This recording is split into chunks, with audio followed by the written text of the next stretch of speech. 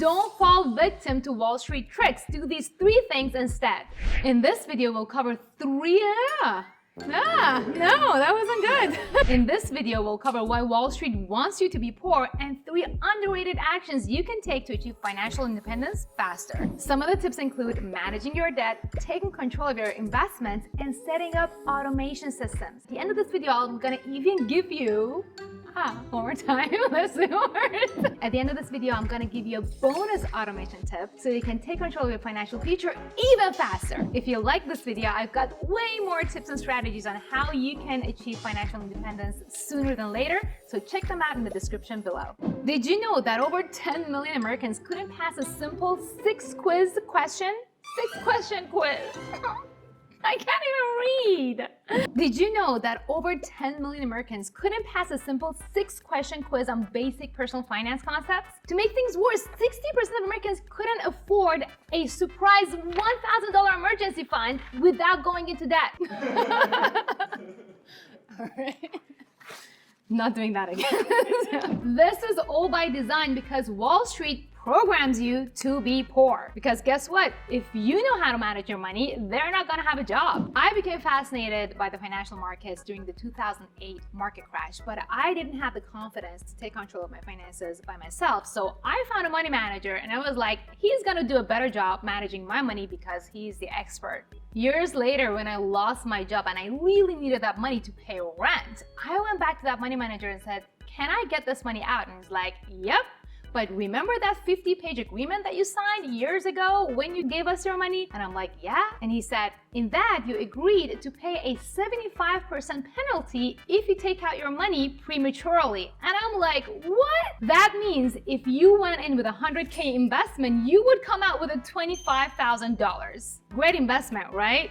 Not so much. That really pissed me off, and that was the beginning of my obsession with personal finance and taking control of my own financial future. Look at Gigi. Now here are 3 actions you can take to take control of your personal finances. Number 1, reevaluate how you use credit cards and debt. Most people use their credit cards to buy stuff to look like they're rich. Here's how I use my credit card. I use credit card for all of my expenses to get points. But here's the trick, because Wall Street thinks that I'm going to forget to pay off my credit card and they're going to charge me with interest. Have you ever heard of compounding? Compound interest also works with your interest payments on your credit card debt. This one time, I forgot to pay off my full amount of my credit card and I only paid the minimum amount and I got penalized for 3 consecutive months after that, even though I quickly fixed that error. Banks think you're gonna use their credit and you're gonna forget to pay it. And they're going to make a lot of money off of you not paying off your credit card every month. But here's where I got them. Not only I use credit cards for all of my expenses, I never ever use cash because I want the points. But at the end of each month, I make sure I pay off my credit card. Wealthy people use credit cards to get points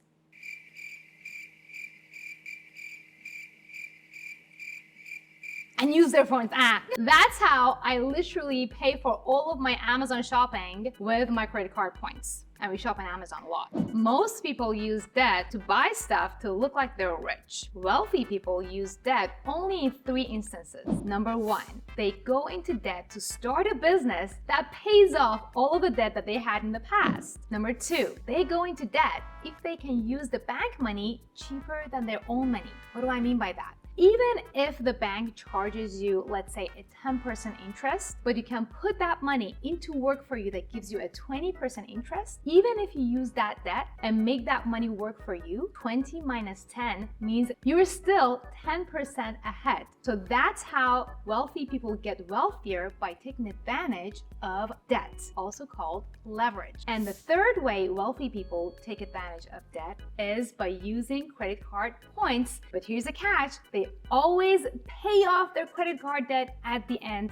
of the month. So knowing this, how are you going to reevaluate your usage of credit card and debt? Let me know in the comments. Action number 2 you can take today to take control of your personal finances is educating yourself on your investments and taking control of them. The cool news is online investing is becoming a lot more accessible to ordinary people. You can just invest on an app on your phone. But what has become very popular is investing in index funds. And while investing in index funds is the simplest, easiest way to get you started and is way better than not investing at all, it is still not really personalized to your financial goals and your current financial situation. Personal finance is personal. You cannot take a one-size-fits-all index fund that is really just pushed by 3 or 4 major companies and then apply it to your unique situation, your own unique family situation, your age, and your goals. So here's where I go really what do I do here? What do I say here? Here is how many of our Invest Diva students hit 100K and even 500K portfolios by value investing in assets that they selected personally, even if they had never invested before. Majority of our students are busy moms who don't even have the time to spare, but they did it, and I believe so can you. While investing can be really tricky and a lot of people lose a lot of money in it, the number one reason they lose money is because they just follow the hype and they don't go into investments that they're actually confident in. Now you might be asking, I don't know anything about investing. How can I gain confidence? And here's my answer. You can start by investing in companies that you already know and love. What are the companies that you're consistently shopping from? What are the companies that no matter what competitor comes along, you're never gonna switch for them? Those are the companies that you already have confidence in, but now you need to switch from a consumer mindset to an investor mindset. If you're always buying their stuff, go and buy their stocks as well. Doing this will allow you to not only support them, but also make money as they grow. Now you might be thinking, Kiana, even if I love that company and I'm confident in them, how do I know when to get in? What if they have a bad month? Do I ride it out or do I sell? That really scares me. So here's the cool part about what we call value investing. The first lesson I teach my students is stop looking at the market. Yes, you are in it for the long haul, and that's why you don't care if the markets drop temporarily for a month or 3 months or even for a year. Some of my best investments I have been holding on for 8 years, and they are now up over 100% and have made me a lot of money. But guess what I had to do during that time, during all of the ups and downs? Be patient. And you can only be patient in companies that you actually trust, love, and are confident in. And that brings us back to why you need to invest only in companies that you're personally confident in. And you might have even had an experience where you invest in something that you really loved and then they tanked and then you got scared and got out of it. What do you do now? This is where diversification comes in. And again, patience, because over time, big, good companies that are doing something good for the humankind, that are innovative and are in the right place at the right time will always grow. So when you're starting to invest in the company that you're confident in, you have to ask yourself, do I actually have confidence in the future of this company, or am I just riding the hype? And then also you want to have at least 5 companies in your portfolio so that if one of them doesn't really work out well, you still balance it out with the other 4 companies that will do well over time. And if you look at the history of the markets, there are always going to be recessions and pullbacks every 3 to 5 years. But over time, most companies will always go up. And the winners of the game are the ones who are most patient. Write this down. Patience is a profitable virtue. I'm gonna even give you, one more time, let's do it. Right. No. Now I'm curious, what are the 5 companies that you can find that you're going to be confident in investing in? Let me know in the comments below. Action number 3 you can take today to take control of your personal finances, automating your finances and savings as much as possible. One of the best things you can do for your future self is setting aside a set amount to your investment account every single month. Here are 4 breakdowns on how much your money will accumulate to depending on how much you set aside every month. Did you know that if you contribute $50 per month the moment your child is born or the moment you adopt a cat, after I had to say that. Cat college is expensive. Did you know that if you invest $50 per month for your child the moment they're born, they're gonna hit $1 million after 65 years? That is only $40,000 invested altogether, compounded into $1 million.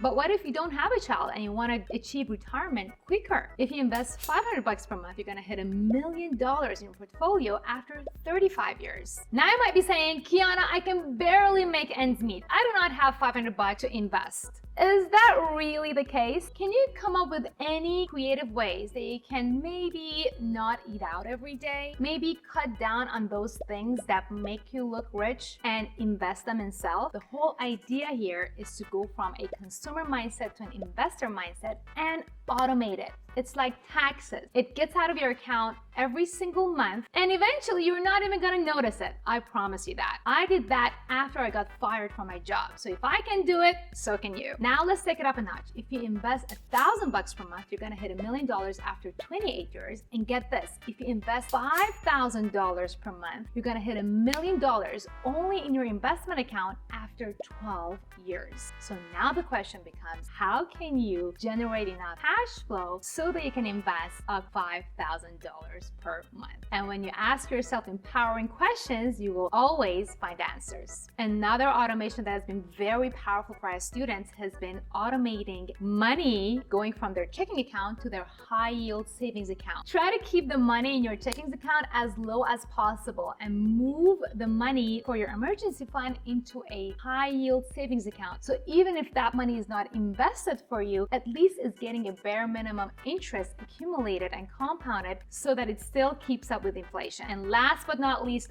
automate paying off your credit card debt every single month. Compound interest also works on debts. And if your debt on your credit card payment accumulates, it is going to bankrupt you. I didn't know this, but paying the minimum amount doesn't cut it. You have to pay the full statement account for the banks not to slap you with that accumulating interest rate. Now for the bonus automation technique. Once you get comfortable with your investment strategies, you can automate your entry and exit orders with your brokerage account. Using this automation is kind of like a crock pot. You set something called a buy limit order and your brokerage account will take care of it and can come back and smell the profits. If you feel like you're ready to take your investment strategy to the next level, check out my free masterclass in the description area. The strategies I teach there are exactly what I use to go from $500 to $5 million in net worth in only 8 years, and how I have helped my other students hit 100K and even 500K portfolios in less than 3 years. Don't fall for it. Oh my gosh. If you invest $500 per month,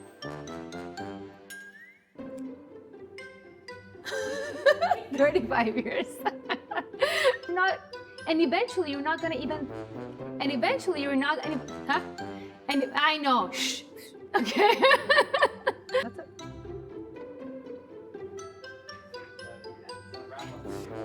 Yeah.